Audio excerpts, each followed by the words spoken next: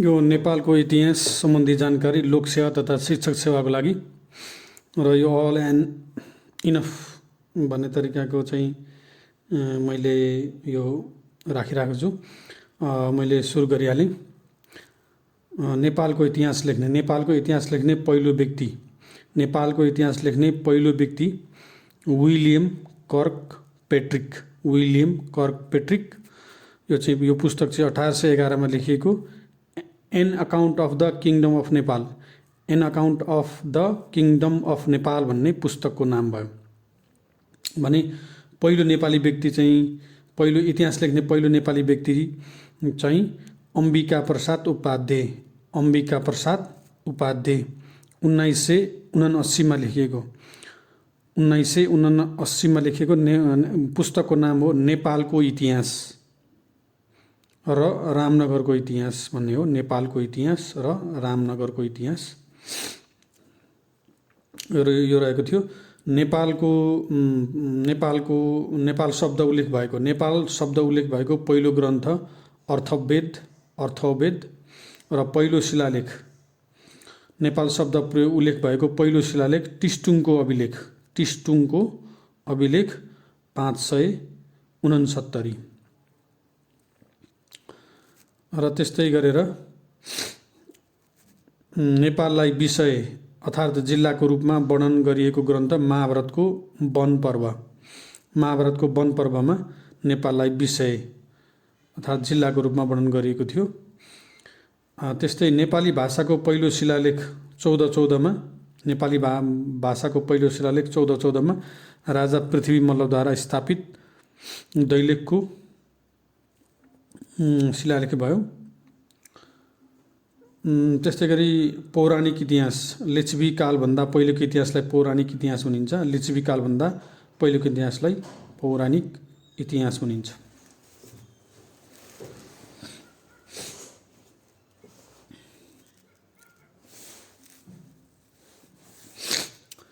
बौद्ध धर्म ग्रन्थ अनुसार नेपाल आउने प्रथम 5 बुद्धहरू चाहिँ विपस्वी, सिखी,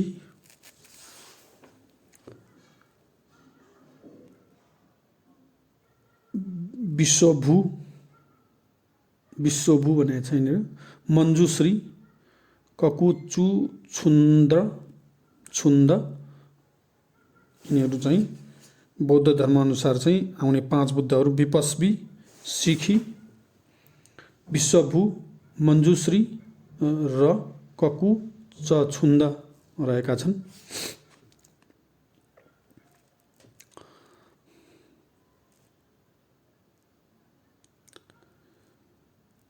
स्वयम्भूको डाँडालाई नेपाललाई स्वयम्भूको डाँडालाई सत्ययुगमा पदामगिरी, त्रेतायुगमा वज्रकुट, द्वापरयुगमा गोश्रृङ्ख, कलियुगमा गोपुच्छ भनिन्छ भनेर भनेको छ। स्वयम्भूको डाँडालाई सत्ययुगमा पदमगिरी, त्रेतायुगमा वज्रकुट, द्वापरयुगमा गोश्रृङ्ख, कलियुगमा गोपुच्छ।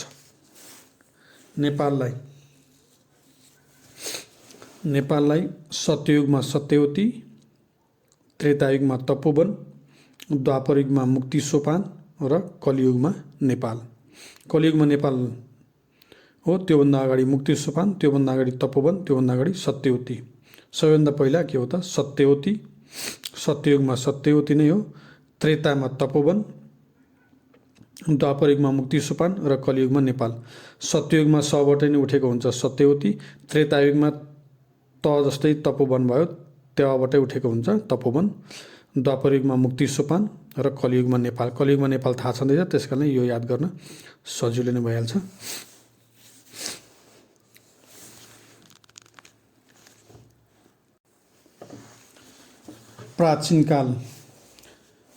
प्राचीन कालको बारेमा म कुरा गर्दैछु। प्राचीन काल भन्नाले गोपाल वंश, महिषपाल वंश, किरात वंश, सोमवंश, सूर्यवंश, लिच्छवी वंश, यो प्राचीन कालमा परे।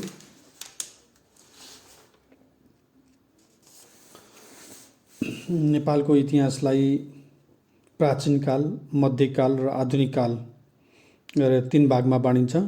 प्राचीन काल, मध्यकाल, आधुनिक काल। आधुनिक काल चाहिँ 1825 देखि हालसम्म हो।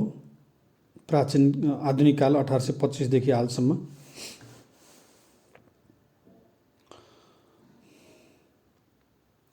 प्राचीन काल 936 सम्म, मध्यकाल 936 देखि 1825 सम्म, आधुनिक काल 1825 देखि हालसम्म। प्राचीन कालमा गोपाल वंशलाई पहिलो आदिवासी भनिन्छ। गोपाल वंश नै के थियो त पहिलो शासक वंश थिए। गाई पाल्ने, पशुपतिनाथको स्थापना गर्ने,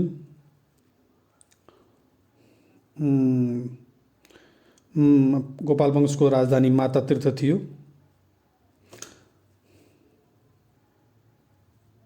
प्रथम राजा भुक्तमान हुन्, जसलाई भूमिगुप्त पनि भनिन्छ। अन्तिम राजा एक्सगुप्त थिए। गोपाल वंशको पहिलो राजा भुक्तमान, अन्तिम राजा एक्सगुप्त। यी गुप्त जति सबै के हुन् त गोपाल वंशी राजा हुन्। 8वटा राजाले राज्य गरेका थिए गोपाल वंशमा। 8वटा राजाले 521 वर्षसम्म शासनकाल, कतै कतै 505 वर्ष 3 महिना पनि उल्लेख, 521 वर्षसम्म शासन गरेका गोपाल वंशले 521 वर्ष।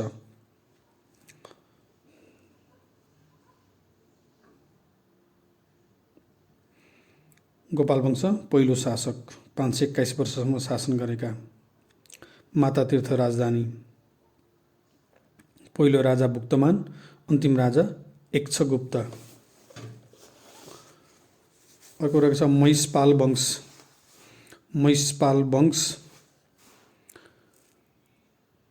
बरसिंह, जयसिंह, भुवनसिंह गरी 3 राजा रहेका छन्। महिषपाल वंशका 111 वर्षसम्म शासन गरे। 111 वर्षसम्म महिषपाल वंश। गोपाल वंश पछि महिषपाल वंश। 3वटा राजाले 111 वर्षसम्म शासन गरे।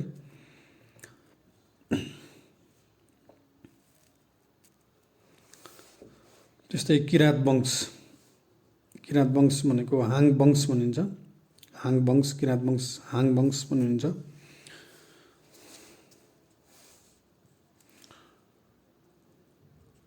यिनीहरूले करिब 1500 वर्ष शासन गरे। 29 पुस्ताले 1500 वर्षसम्म शासन गरे। पहिलो राजा एलम्बर, पहिलो राजा किराँत वंशका पहिलो राजा एलम्बर र अन्तिम गस्ती।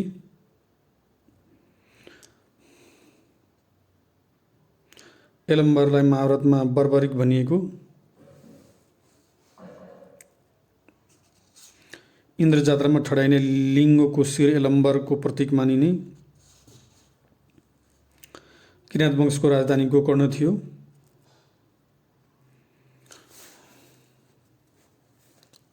र 28औं राजा पटुकको पालादेखि राजधानी शङ्खमूल सरेको। किराँत वंशको राजधानी शङ्खमूल सरेको।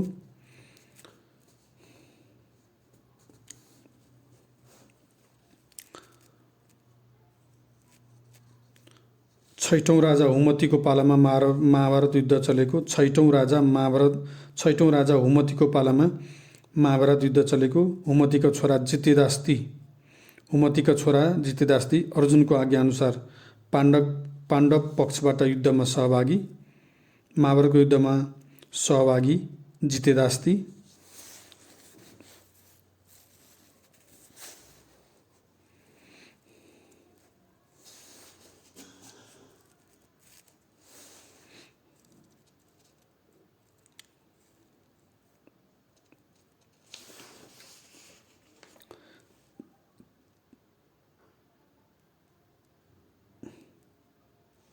त्यसपछि सोमवंश रहेको छ। चन्द्रवंशी सोमवंश, राजपूत भनिने। यिनीहरूले हिन्दू धर्म मान्थे र यिनीहरूको चाहिँ सोमवंश 5 जना राजा थिए, जसले 100 वर्ष शासन गरे। यिनीको राजधानी गोदावरी थियो। सोमवंशको गोदावरी।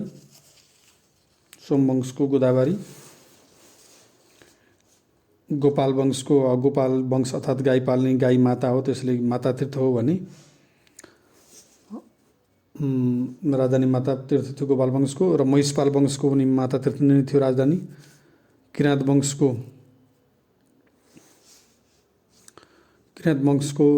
राजधानी गोकर्ण थियो पहिला, त्यसपछि चाहिँ शङ्खुमुलमा सर्यो।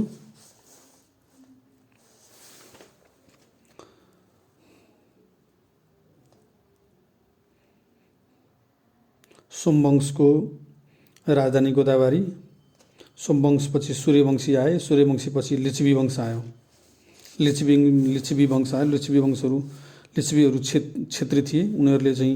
उनीहरूको राजधानी हाँडीगाउँ थियो। उनीहरूले 800 वर्ष शासन गरे। उनीहरूको भाषा संस्कृत थियो लिच्छवी वंशको।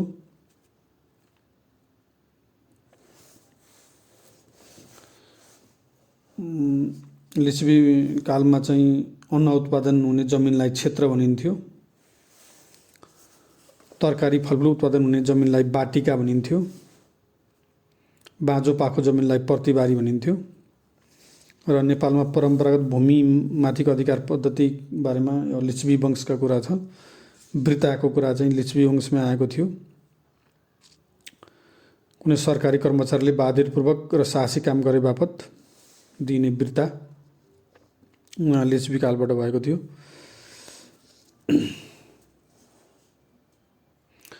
यति बेला चाहिँ युद्ध गर्दा गर्दै मरेको सैनिकका परिवारलाई दिने जग्गालाई मर्वट वृत्ता भनिन्थ्यो। मर्वट वृत्ता। ब्राह्मणलाई दान स्वरूप प्रदान गरिने जग्गालाई कुश वृत्ता भनिन्थ्यो। कुनै सरकारी कर्मचारीलाई राम्रो कार्य गरे बापत प्रदान गरिने जग्गालाई फिकदर वृत्ता भनिन्थ्यो। फिकदर वृत्ता। र यो वृत्ता प्रथा चाहिँ लिच्छवी कालदेखि नै आएको थियो। त्यस्तै गुठी किपट पनि लिच्छवी कालदेखि नै आएको थियो। लिच्छवी कालदेखि किपट भनेको कुनै जात विशेषलाई राज्यले भोग गर्न दिएको जग्गा। कुनै जाति विशेषलाई राज्यले भोग गर्न दिएको जग्गा किपट। यो किपटको विशेषता भनेको के थियो भने जग्गाको प्रयोगकर्ताले कर तिर्नु पर्दैन थियो। कर तिर्नु नपर्ने भनेको किपट जग्गा थियो।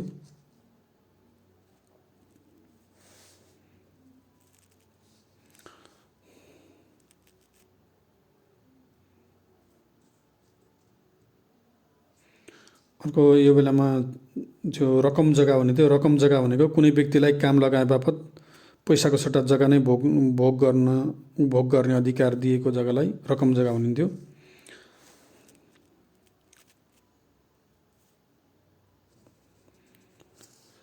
त्यस्तै गरी यो बेलामा महानी प्रथा पनि रहेको थियो। महानी प्रथा महाजनले खेतीपाती लगाउनको लागि गरिब किसानलाई ऋण दिने र किसानले उब्जनी गरेको धान लिई ऋण कट्टा गर्दै जाने प्रथालाई महानी प्रथा भनिन्थ्यो। अब जुन हामीले अहिले हालको अवस्थामा जुन जग्गाहरू हामीले हाम्रो जग्गा छ भोग चलनमा पाएको जग्गा, जुन चाहिँ जग्गालाई हामीले कर तिर्नुपर्छ त्यसलाई रैकर जग्गा भनिन्छ। रैकर जग्गा। जङ्गल फडानी गरी आबादी गरेको नयाँ जग्गालाई झोरा भनिन्थ्यो। झोरा। जङ्गल फडानी गरी आबादी गरेको जग्गा झोरा।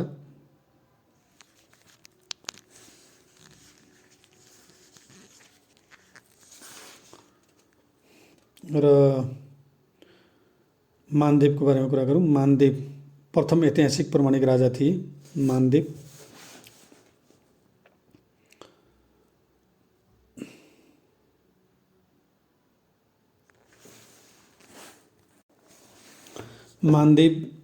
प्रथम ऐतिहासिक प्रमाणिक राजा हुन्। यिनको जन्म बिसङ 501 भएको थियो। 41 वर्ष शासन गरे। उनको बाबुको नाम धर्मदेव थियो। बाबुको हत्या यिनीको हातबाट भएको थियो। धर्मदेवको हत्या मानदेवबाट नै भएको थियो। आमाको नाम राज्यवती थियो। आमाको नाम राज्यवती।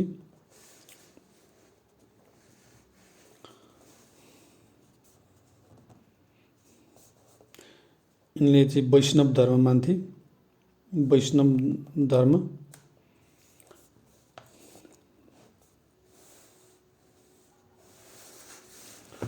र यिनको बारेमा पछि अरू कुरा गर्नेछौँ। त्यस्तै गरी अंशुवर्मा, यिनी ठकुरी वंशी थिए। अंशुवर्मा मामा शिवदेव प्रथमको सहयोगी, यिनलाई सामन्त पनि भनिन्छ।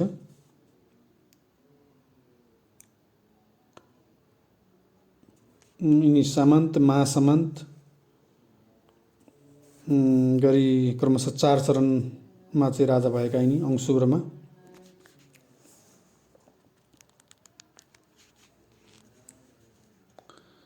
कलहभिमानी पनि भनी उपाधि धारण गरेका, कलहभिमानी उपाधि धारण गरेका, सातले कैलाशकूट भवन निर्माण गरेका अंशुवर्मा। हिन्दू बौद्ध दुवै धर्म मान्थे अंशुवर्माले, हिन्दू बौद्ध दुवै धर्म मान्थे अंशुवर्माले। उनले लेखेको कृति चाहिँ शब्द विद्याशास्त्र, शब्द विद्याशास्त्र। गुप्त सम्वत चलाउने अंशुवर्मा। पशुपति दानु गृहत उपाधि लिएका। शिवदेव प्रथमले लिच्छवी कुलकेतु भनी प्रशस्ति चलाई कुलको गौरव दर्शाएका। शिवदेव प्रथमले चाहिँ लिच्छवी कुलकेतु भनेका।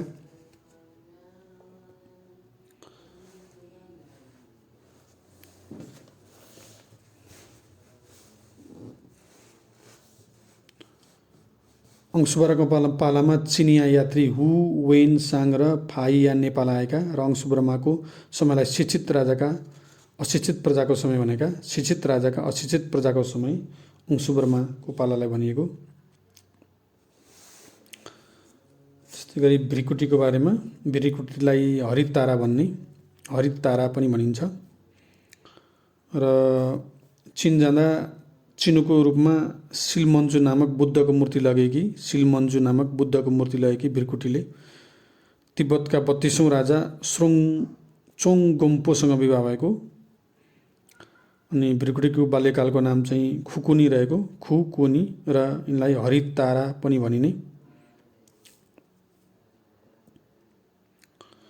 अब हामी उदयदेवको कुरा गर्दैछौँ, लिच्छवी कालका राजाहरूको बारेमा। उदयदेव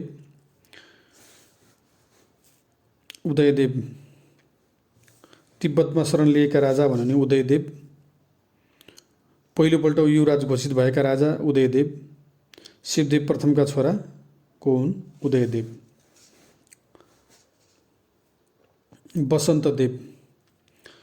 वसन्तदेव यिनको पालादेखि नै द्वैत शासन चलेको भनिन्छ। वसन्तदेवको पालादेखि द्वैत शासन चलेको। शिलालेखमा स्वस्ति नेपाल भय अर्थात् नेपालको कल्याण होस् भनी लेखेका वसन्तदेवले। वसन्तदेव भनेको मानदेवको नाति र महीदेवका छोरा।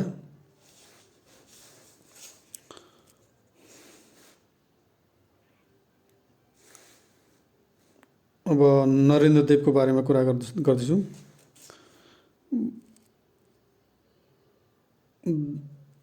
नरेन्द्रदेवको पालामा द्वैत शासनको चलेको। वसन्तदेवको पालामा, नरेन्द्रदेवको पालामा द्वैत शासनको अन्त्य भएको। नरेन्द्रदेव उदयदेवका छोरा। नरेन्द्रदेव भद्रादिवास निर्माण गरेका। नरेन्द्रदेवले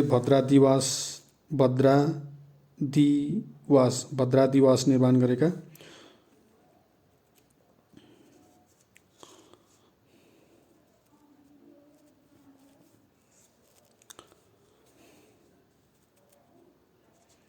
यिनको आसनमा सिंहको आकृति भएकोले सिंहासन शब्द चलेको। सिंहासन, सिंहको आसन। परमाहेश्वर उपाधि लिने पहिलो राजा परममाहेश्वर भन्नु पर्यो। परममाहेश्वर उपाधि लिने पहिलो राजा नरेन्द्रदेव। महाराज धीराज परम भट्टारक उपाधि लिएका, महाराज धीराज परम भट्टारक उपाधि लिएका नरेन्द्रदेव। महाराज धीराज मात्रै भन्यो भने अंशुवर्मा। महाराज धीराज परम भट्टारक भन्यो भने नरेन्द्रदेवले उपाधि लिएका। यिनकै पालादेखि भोटो जात्राको चलन देखेको नरेन्द्रदेव। भोटो जात्राको चलन नरेन्द्रदेव। रातो मच्छिन्द्रनाथको रथयात्राको चलन नरेन्द्रदेव। रातो मच्छिन्द्रनाथको रथयात्रा नरेन्द्रदेव। भोटो जात्रा नरेन्द्रदेव।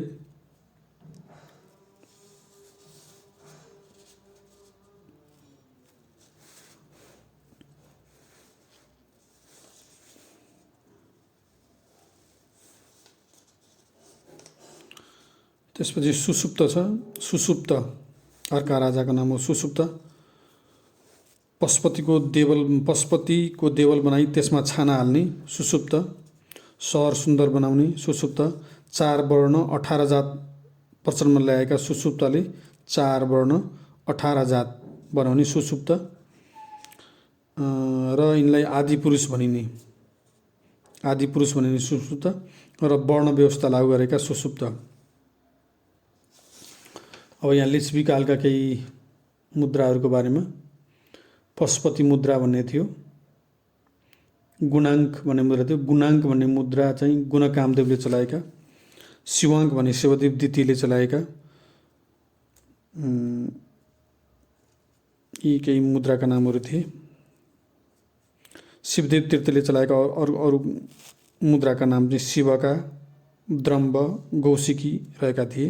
शिवका, द्रम्ब, गौशिकी शिवदेव तृतीयले चलाएका मुद्राको नाम। त्यसपछि शङ्खधर साँखवा यिनको पनि नाम आउँछ। त्यसपछि शङ्खधर साँखवाले नेपाल सम्बन्धका प्रणेता शङ्खधर साँखवा। राघवदेव प्राचीन कालको अन्तिम र मध्यकालको प्रथम राजा हुन्। उनकै पालामा चाहिँ यिनी राघवदेवको पालामा चाहिँ सम्वत चलेको थियो। राघवदेवको पालामा सम्वत चलेको थियो र नेपाल सम्वतका प्रणेता शङ्खधर साँखवा। त्यसपछि अरनिकोलाई चाहिँ बलबाहु पनि भनिन्छ। उनको वास्तविक नाम चाहिँ बलबाहु थियो। यिनको जन्म 1300 मा भएको थियो। 80 जना कलाकारका साथ 17 वर्षको उमेरमा 1317 मा जय भीमदेवको पालामा चीन गएका थिए। जय भीमदेवको पालामा 80 जना कलाकार साथ 1317 मा चीन गएका थिए। यिनको जन्म 1300 मा भएको थियो। अरनिकोको चीनमा त्यति बेला चाहिँ कुब्ला खाँ शासक थिए र यिनको वास्तविक नाम चाहिँ बलबाहु हो।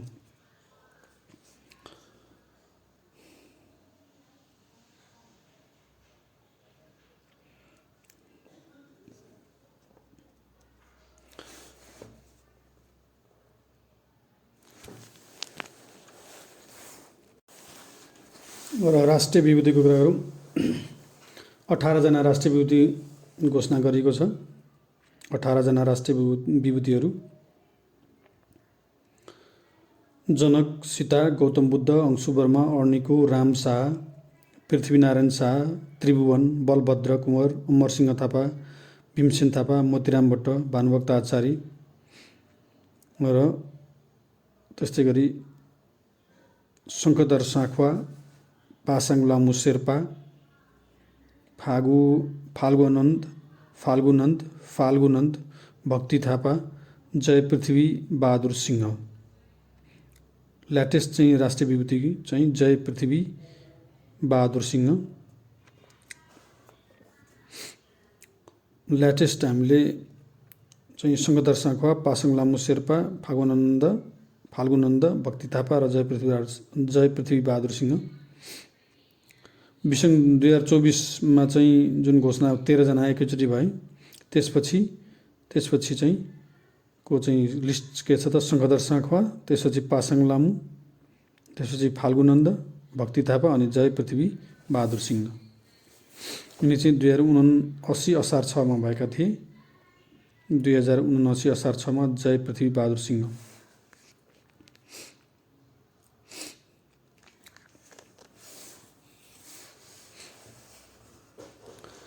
लिच्छवीकालीन शब्दहरूको बारेमा कुरा गरौँ। लिच्छवीकालीन शब्दहरू विषयपति भन्नाले जिल्ला प्रमुखलाई भनिन्थ्यो। सामन्त अमात्य भनेर मन्त्रीलाई भनिन्थ्यो। महासामन्त महाअमात्य भनेर प्रधानमन्त्रीलाई भनिन्थ्यो। महाबलाध्यक्ष भनेर सेनातर्फको सर्वोच्च पदाधिकारी महाबलाध्यक्ष। चारबाट भनेर गाउँ गाउँ घुमी कर असुल गर्ने व्यक्ति चारबाट।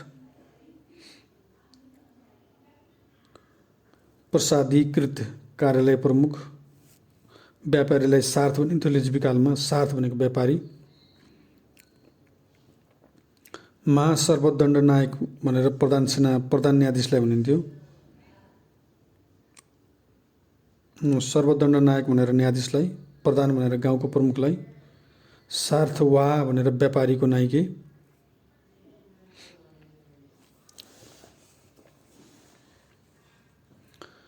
लिच्छवीकालमा भौगोलिक हिसाबले नेपालको विभाजन। लिच्छवीकालमा भौगोलिक हिसाबले नेपाललाई 4 भागमा बाँडेको थियो। ग्राम, तल, द्रङ र विषय गरेर, ग्राम, तल, द्रङ, विषय गरेर 4 भागमा बाँडेको थियो। ग्राम भनेको सानो गाउँ, तल भनेको विकसित गाउँ र द्रङ भनेको व्यापारिक केन्द्र र विषय भनेको जिल्ला। लिच्छवीकालीन दण्ड व्यवस्थामा 5 वटा रहेका थिए।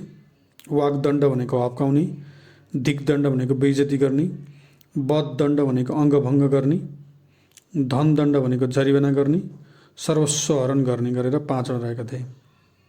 वाग्दण्ड भनेको हप्काउने हो, दिग्दण्ड भनेको बेइज्जती गर्ने, वधदण्ड भनेको अङ्गभङ्ग गर्ने, धनदण्ड भनेको जरिवाना गर्ने। लिच्छवीकालीन अड्डाहरू को बारेमा चर्चा गरौँ। लिच्छवीकालमा सुल्ली भन्नाले पञ्च अपराध, चोरी, हत्या, बलात्कार, राजद्रोह र अपराधमा सघाउने सम्बन्धी मुद्दा हेर्ने र दण्ड दिने अड्डालाई चाहिँ पञ्च अपराध गर्ने सम्बन्धी मुद्दा हेर्ने दण्ड दिने अड्डालाई चाहिँ सुल्ली भनिन्थ्यो। सुल्ली। विवाह, व्रतबन्ध, सम्बन्ध विच्छेद जस्ता कार्य हेर्ने अड्डालाई मापचोक भनिन्थ्यो। मापचोकले चाहिँ विवाह सम्बन्धी, सम्बन्ध विच्छेद सम्बन्धी कुराहरू हेर्थ्यो। लिङ्गवलले कुलो, खानेपानी, यातायात सम्बन्धी कार्य गर्ने अड्डा चाहिँ लिङ्गवल थियो। लिङ्गवल। नेवारीमा ल भनेको पानी हो, त्यसैले कुलो, खानेपानी भनेर बुझ्दा पनि हुन्छ। कुथेर भन्ने अड्डा पनि लिच्छवीकालीन अड्डा थियो, जसले चाहिँ मालपोत, राजस्व र भूमि सम्बन्धी कार्य गर्ने अड्डा कुथेर थियो लिच्छवीकालमा। र लिच्छवीकालमा शिक्षा सम्बन्धी कार्य गर्ने संस्थालाई अग्रहार भनिन्थ्यो। अग्रहार।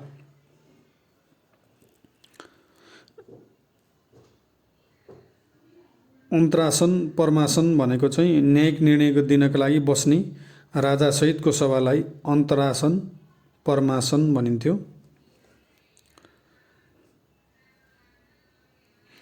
जात र धर्मको रेखदेख गर्ने संस्था र अड्डालाई चाहिँ भट्टाधिकरण भनिन्थ्यो। लिच्छवीकालीन अड्डाको नाम हो यो भट्टाधिकरण। जात र धर्मको रेखदेख गर्ने संस्था। पूर्वाधिकरण, पूर्वी भागको प्रशासन हेर्ने अड्डा। पश्चिमाधिकरण, पश्चिमी भागको प्रशासन हेर्ने अड्डा। जागिर तथा तलब दिने अड्डालाई चाहिँ वृत्ति अधिकरण भनिन्थ्यो।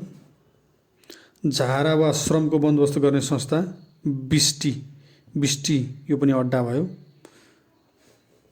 अग्रहार यो चाहिँ मैले अघि नै भनिहालेँ, शिक्षा सम्बन्धी कार्य गर्ने संस्थालाई अग्रहार भनिन्थ्यो लिच्छवीकालमा। लिच्छवीकालमा 3 खालका कर थिए, जसलाई त्रिकर भनेर भनिन्थ्यो। भाग, भोग र कर गरेर 3 वटा कर थियो। 3टा करको नाम के थियो? भाग, भोग र कर। भाग भनेको कृषिमा लाग्ने कर, भोग भनेको पशुपालनमा लाग्ने कर, त्यस्तै कर भनेको चाहिँ व्यापार वाणिज्यमा लाग्ने करलाई कर भनिन्थ्यो। यसरी लिच्छवीकालमा त्रिकर रहेका थिए। र कपडामा लगाइने करलाई चाहिँ चैलकर भनिन्थ्यो। कपडामा लगाउने करलाई चैलकर भनिन्थ्यो। प्याजमा लगाउने करलाई पाण्डुलकर भनिन्थ्यो। मनोरञ्जनमा लगाइने करलाई मल्लयुद्ध कर भनिन्थ्यो। मल्ल युद्ध कर। राँगोमा लगाइने करलाई मल्ल कर भनिन्थ्यो। पसल खोल्दा लगाइने करलाई आपण कर, आपण कर, आपण कर। दाउरा फर्निचरमा लगाइने करलाई सिङ्कर भनिन्थ्यो, सिङ्कर। तेल उत्पादनमा लगाइने करलाई तैल कर। तेल उत्पादनमा लगाइने करलाई तैल कर। दाउरा फर्निचर सिङ्कर, पसल आपण कर, राँगोमा लगाइने कर मल्ल कर, मनोरञ्जनमा लगाइने कर मल्लयुद्ध कर र प्याजमा लाग्ने कर पाण्डुल कर। कपडामा लगाइने कर चैल कर।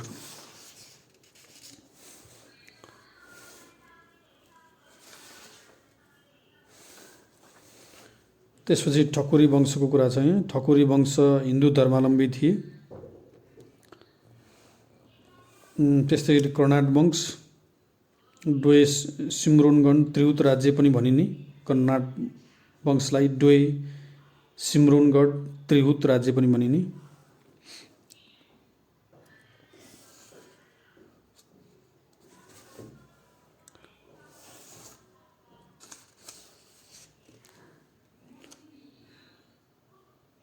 ज्ञानेदेव, गङ्गादेव, नरसिंहदेव, रामसिंहदेव, शक्तिसिंहदेव र हरिसिंहदेव गरी समाज 7 जना राजाले 229 वर्ष शासन गरेका।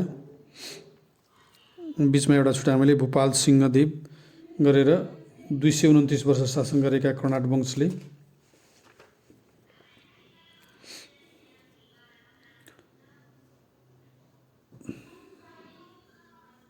त्यसपछि मल्लवंश सूर्यवंशी क्षेत्रीय थिए। मल्लवंश भारतको कुशीनगरबाट शरणार्थीको रूपमा आएका मल्लवंश।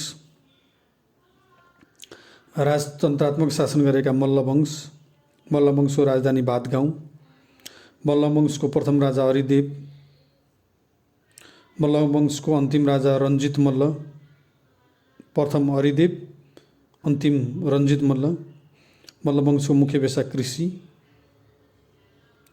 भूकम्पमा परि मर्ने राजा अभय मल्ल।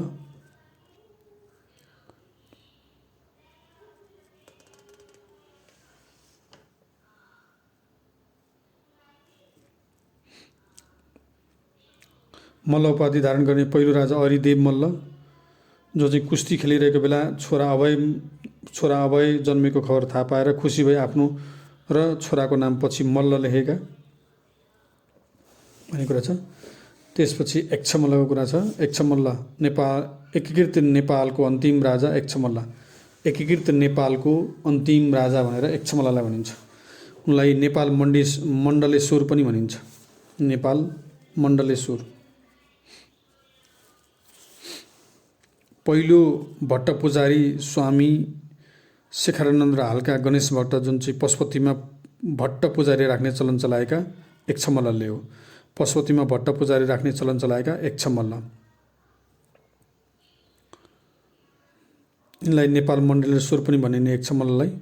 एकीकृत नेपालको अन्तिम राजा।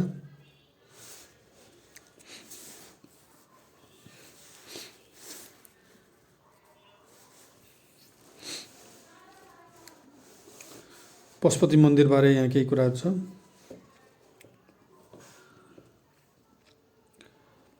एक 108 किलोको सुनको जलहरी 2077 फागुन 12 राखिएको। चाँदीको ढोका अमरसिंह थापाले राखेका। चाँदीको ढोका पशुपतिमा अमरसिंह थापा। हिन्दू र बौद्ध बाहेकलाई प्रवेशमा रोक लगाउने जयस्थिति मल्ल। पित्तलको बसाहा बनाउने जगतजङ राणा। प्यागोडा शैलीमा बनेको छ यो पशुपति। प्यागोडा शैली। स्वर्णमय बनाउने भास्कर वर्मा। राष्ट्रदेवको मान्यता दिने अंशु वर्मा। प्रथम भट्ट पुजारी स्वामी शेखरानन्द। भट्ट पुजारी राख्ने चलन यक्षमल्लले लगाएका। महास्नान गराउने अभय मल्ल। पशुपतिको मन्दिरको हालको मूर्ति बनाउने बनेपाका मुख्यमन्त्री जयसिंहदेव। पञ्चामृतले नुहाउने पृथ्वीनारायण शाह। सुनको छाना हाल्ने शिवदेव। देवल निर्माण गर्ने सुसुप्त र पशुपतिको स्थापना गर्ने प्रचण्ड देव।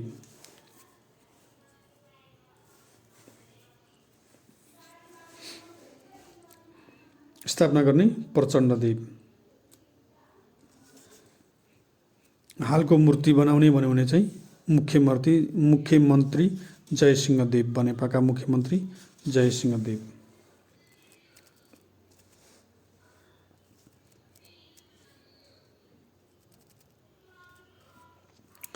भातगाउँका प्रथम राजा राय मल्ल र अन्तिम राजा रञ्जित मल्ल, राय रञ्जित। भक्तपुरको स्थापना गर्ने आनन्ददेवले गरेका हुन्। भक्तपुरको स्थापना आनन्ददेवले।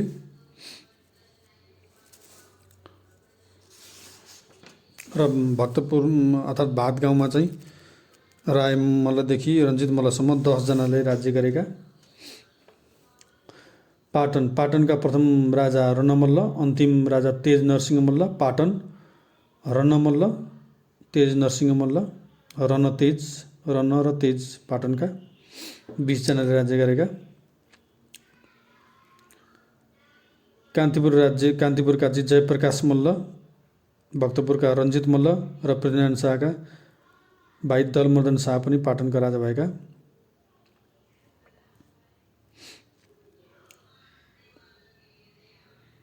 कान्तिपुरका प्रथम राजा रत्नमल्ल र अन्तिम राजा जयप्रकाश मल्ल।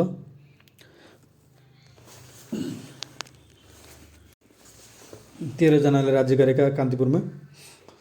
अब रत्नमल्लको कुरा गरौँ। रत्नमल्ल उपत्यकामा तामाको मुद्रा चलाउने रत्नमल्ल। यिनकै पालामा मुसलमानहरू नेपालमा प्रवेश गरेका, लुमडी नाच चलाएका रत्नमल्ल।